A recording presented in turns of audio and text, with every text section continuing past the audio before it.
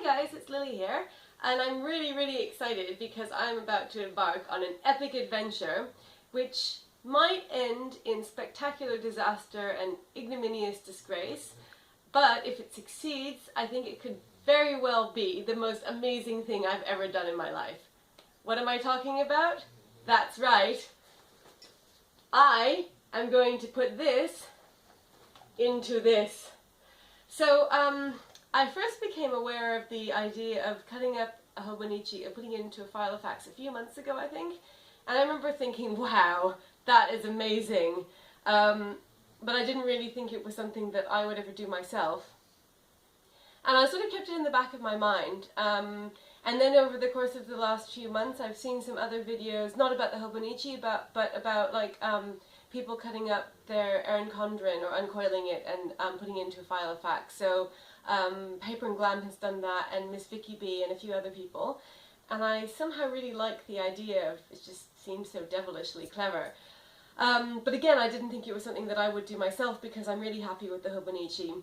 And then James got a Hobonichi. You might have seen, we did a video about that where he started using it. And tragically, well, we kind of suspected this might happen. It didn't really work out for him because it turns out he's very much of a ringed planner sort of person, and he just sort of couldn't make the transition to the bound planner. So we thought that since he hasn't really been using it, instead of just having it go to waste, which would truly be a tragedy, that we don't really have anything to lose, so we would cut it up and put it in this Filofax. Because it's something that we had been intrigued about, so we thought this is a perfect opportunity to do it.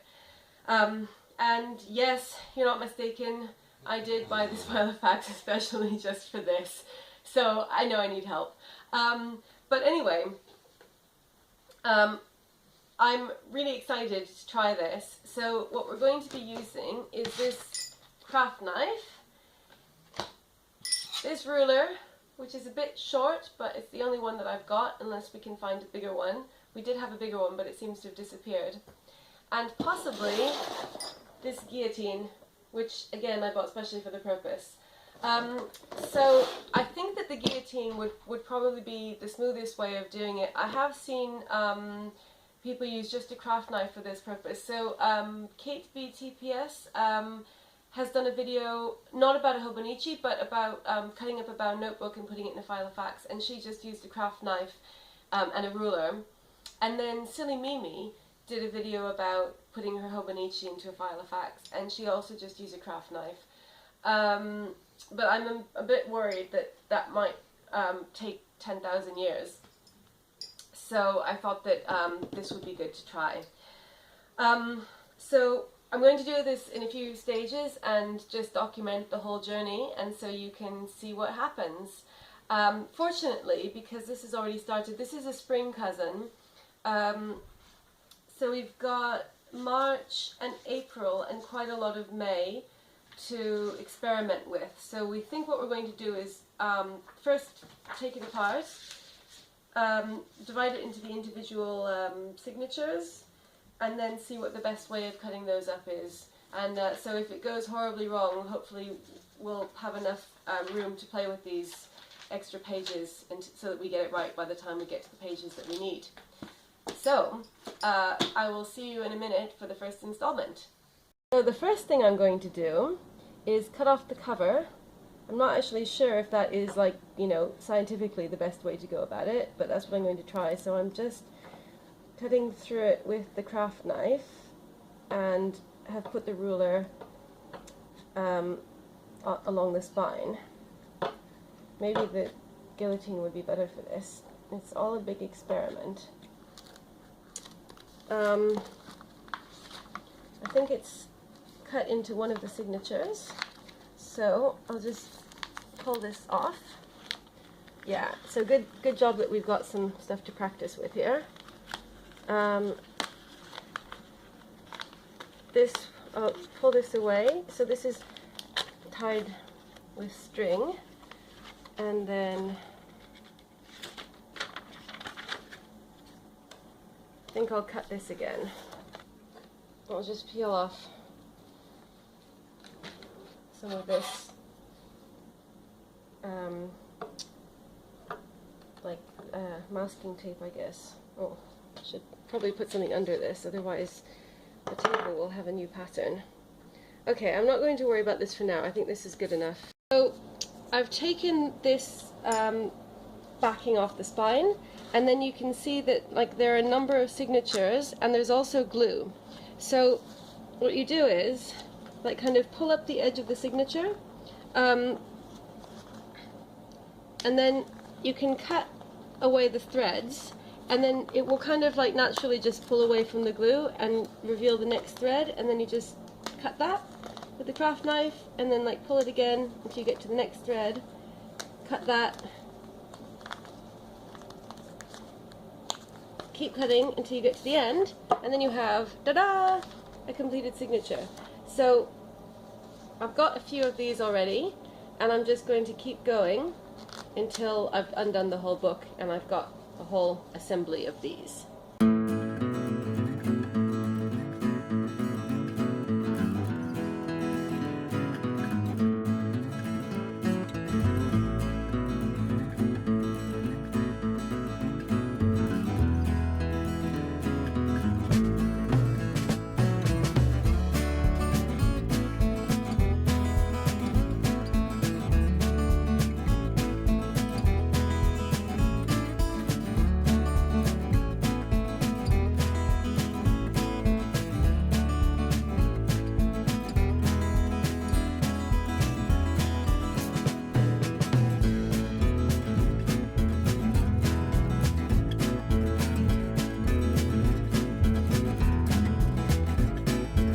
If you want to do this and you live in the UK, it's the Ryman's paper cutter, the guillotine type, not the one that goes across.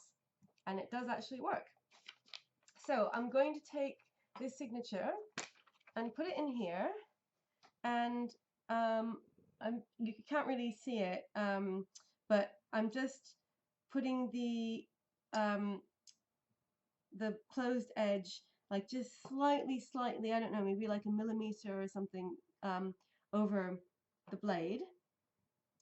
Basically, just like if you do it with a craft knife, you just want the kind of like the smallest amount possible. And then you just slice down into the left, and there you have it.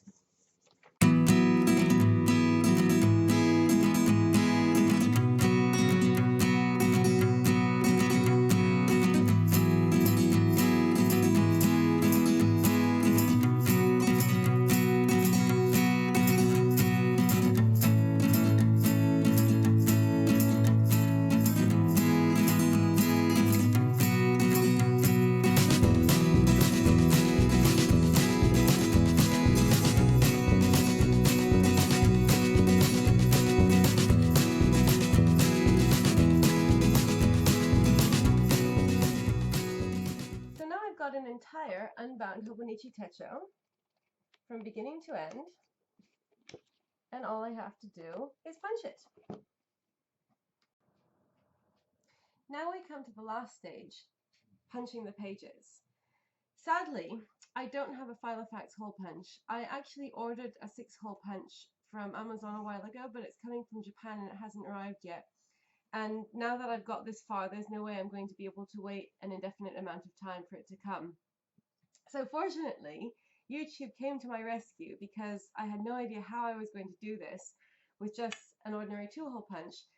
So thank you, a gigantic thank you to Mrs. Brimbles, Anna Brim, who has a video on just this topic. It's a tutorial on how to punch Filofax pages with a 2-hole punch, and I'll link it below, but I'll just briefly explain what she does because it's pure genius. So let me just move this to the side. So you take your 2-hole punch, just like a normal office 2-hole punch. You take a piece of Filofax paper that's already punched. This is just a Filofax insert. And you take a page. You can actually do a few at a time because otherwise it will take me like a year to do this. So you take some sheets that you want to punch, and you put the Filofax insert on top of them. So I'm just going to line this up so that it's flush with the even side, with the side that hasn't been cut with the guillotine. And then you draw in with pencil or pen where the holes are. Okay, so when you take your page away, sorry, I know it's not very easy to see that, but let's see. You can see that now the Hobonichi pages have got circles next to, they've got circles where I'm going to punch.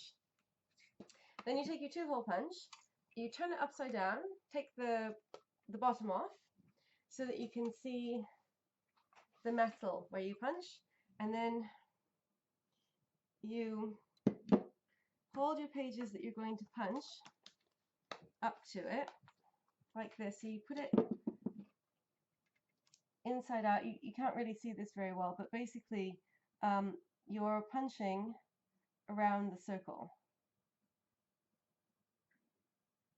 This is quite close to the edge, so I'm just going to do it, I think, a little bit to the left. And then you have a hole.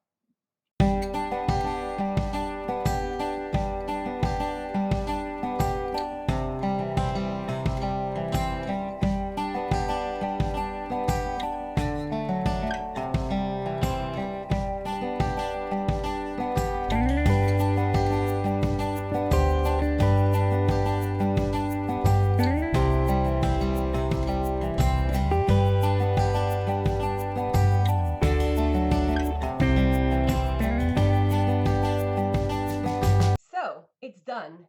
And not only that, but I seem to have survived to tell the tale. And now that this whole process is behind me, I can safely say 2 things. 1, this is indeed definitely one of the coolest things I have ever done, ever. And 2, I think a 6-hole punch is well worth the money. I'm so grateful to Mrs. Brimbles for her tutorial on how to use a 2-hole punch because it was a lifesaver. But I have to say I was a nervous wreck throughout the entire process. I'm really, really glad that I did it like this, because otherwise I would be sitting here like an idiot waiting for my 6-hole punch to arrive and not knowing how long it would take, and I wouldn't have been able to stand that. But it's not something that I'd like to do on a regular basis because I kept worrying that I would mess it up.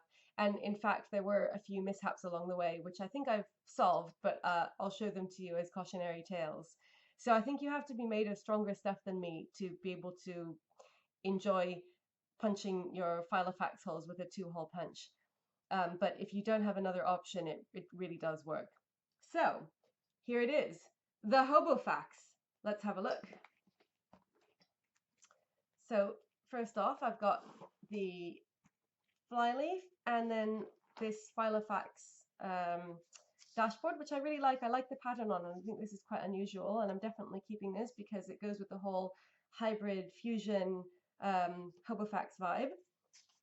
And then we've got the Hobonichi cover, and all I've done is put a bit of washi tape around the sides in a very similar green to the cover of the Filofax. This is the only decorating I've done so far because obviously this is just finished, but there's more to come. Then we've got the first divider, and as I mentioned before, these 2 pages were glued together, so I've just kept them like this, but that's fine. So we've got the 2016 spread and 2014-2016 here. Now, obviously, because the Hobonichi has double-sided paper, I had to make some kind of unnatural divisions. So we've got the beginning of the monthly vertical spreads here. But because most of this is already finished, April, May, and June, it's not too much of a problem. I think when May and June are finished, maybe I'll decorate this or something just so that it doesn't offend the senses by being in the wrong division, but it's a minor problem.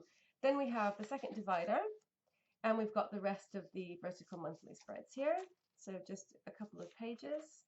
And then, of course, you get the same problem here where we have the beginning of the month on 2-page spreads. But as before, this is February 2015. It's already gone, so maybe we'll decorate this. I'm not sure what we'll do with it yet. Then we have the third division, which is the rest of the month on 2-page spreads. And this is the first proper one. So you see half of the month here, half of the month here. And I think it looks really good like this. Obviously, because I'm left-handed, this was a bit of a perverse experiment because it's much harder for me to write in this now that it's got the rings than it was when it was bound. But because I wasn't using this particular Hobonichi anyway, it wasn't a loss. And I think we have to decide what to do with it. James and I have been discussing this, and we've got a few ideas. So we're going to have a serious committee meeting and decide on a final course of action, and then we will update accordingly. So we've got the rest of the month on 2-page spreads. I just think like this is like it's really kind of making my head explode, but in a good way. It's like it's got all of the elements of a Filofax and all the elements of a Hobonichi. It's just like this incredible, like some kind of mythical hybrid fusion animal. It's really like kind of mind-boggling. So we've got the rest of these, and then we have the fourth divider, and this is where the weekly spreads start. So let's have a look. This is a week on 2 pages. And again, I think it looks really nice like this. You might notice that occasionally the hole punch has punched through one of the numbers on this side of the page. I don't think that this is really a problem because it only ever affects like quite a small number. So like you can see here, 10 has been punched out, and 10 in the morning as well. So I think that, like, you know, if you really want this to be perfect, that would be annoying because I don't think that you could get this close enough to the edge to avoid punching completely. Well, actually, it depends, I guess, on how close to the edge it was cut with the guillotine, because I think that there are some pages where, like this one, where it's avoided the numbers. So probably, like if I was doing this again, if I do this again next year, then, you know, like I've got the system down a bit more, so I could be careful to like kind of always guillotine it right next to the edge so I don't cut off anything, and there would be just enough room to punch sort of outside the lines. Another way you could do it is if you've seen Paper and Glam's tutorial on how she put her Erin Condren inside a Kiki K, she used Avery labels, like kind of to stick over the edge. I guess you could use washi tape as well, but that would be more expensive. So that you get like a kind of bit of extra room at the side here, and then you punch into that, and then it like kind of gives you some leeway. So you could do that as well if you're like truly, you know, sort of dedicated to perfection, which I don't know. At this point, I kind of just wanted to get it done, and it sort of like took all evening as it was. So I didn't have sticky labels, and I just couldn't face doing that. And I'm not really bothered about this because I think you don't really miss any information. It just like occasionally cuts off one of the numbers, but you can see all the numbers around it. So I don't think it's a problem. And we're not going to be using this as like our kind of, you know, main planner or anything. So it's not an issue, but that's just something to consider if you sort of want it to be really, you know, completely perfect. There are ways around that. So we've got the rest of the weekly spreads.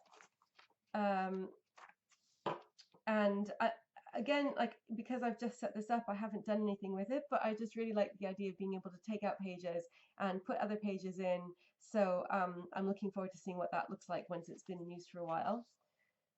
And then obviously you sort of get the same thing here. You get the first of the daily pages before going into the next divider, 5, which is indeed devoted to the daily pages.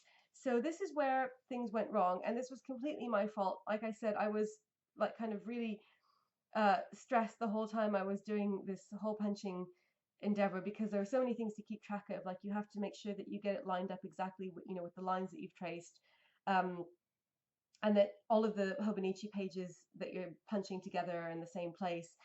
And so while I was doing that, at some point I forgot that I also had to make sure not to let the other hole punch get in the way and punch something. So that's what happens. I have like kind of 2 collections worth. It's about, I think, maybe like 5 or 6 months worth of daily pages where I accidentally punched an extra hole in the wrong place with the other hole of the other punch of the hole punch of the 2-hole punch. Sorry that there was a lot of like punch in that sentence. Anyway, so what I've done is I've covered up the offending holes with washi tape. And this was actually kind of fun because at first when I saw it, I was really upset. I was like, no, it's all ashes. It's awful. I can't believe I did that. And I was really crushed. And I thought that, like the whole project would be in tatters. James said he didn't mind it at all, but it really bugged me having this extra hole here because it's just like, it's hideous. So then I thought, okay, I will use this as an opportunity to decorate. And I've just covered it up with washi tape, and I've tried to find a washi tape that like kind of more or less matched the color scheme for the month. So I think that this went pretty well. It's only a few months that it affects. So June is like kind of dark green, and I had this dark green washi tape, and I think it looks nice here. Obviously, it's probably not where you would put washi tape if you were really like just planning, sort of your perfect decorative scheme. It's just a patch, but I think it looks fine. I like it, and the main thing is that it covers up the monstrosity. So that's what I've done for all of these pages. And then July is blue, so I've got blue washi tape, and this was a place where the paper tore. I didn't notice this when I was punching, but like somehow there was a tear in the paper, and I put that there, and I think that's fine. Makes me happy. I think that solves the problem. So if you do this and you're like me and you mess it up, never fear, because your friend washi tape will come to the rescue. And it worked as well, like for some, I think it's inevitable with this paper because it's so thin that like occasionally, maybe not inevitable if you're really, really careful, but I certainly had a few mishaps. And so then we have September, which is sort of like brown gold color. So I've got some gold washi tape here. So I actually did this twice. Here the offending hole was in a different place. And then a bit of October, and then we're back again. It's safe. So that was the sort of the only thing that really went wrong. I think in terms of the punching, it's all relatively even. It's probably not perfect, but again, because this is ring bound, you can't really tell because it's not like a bound book where all of the pages would have to match up exactly. So that's the end of the daily spread for 2015, and then I had one more divider left, so I thought I might as well put it here before the beginning of 2016. And then we have a blank page, and then the rest of the daily pages through the end of March 2016. And then I've kept all this stuff at the end, like the gifts and all of the other information. Maybe we'll take this out because I never use this in my other Hobonichi, so we might take it out, but I've left it there for now until we decide exactly what we're going to do with it. I just wanted the whole thing to be intact. And then you have this final page, which again is glued together. And the back cover of the Hobonichi, which I have similarly decorated with the same green washi tape. And then the other fly leaf and the top loading envelope. So like I said, I'm not really sure exactly what we're going to use this for, but I think that there will be decoration involved, so I'm keeping this for stickers. And finally, I put my trusty pen that was my ally throughout the whole of the stressful punching process in here because I think it's earned its place in the Hobofax. So I hope you enjoyed my wacky experiment, the result of which is the Hobofax. Thanks a lot for watching, and I'll see you again soon. Bye.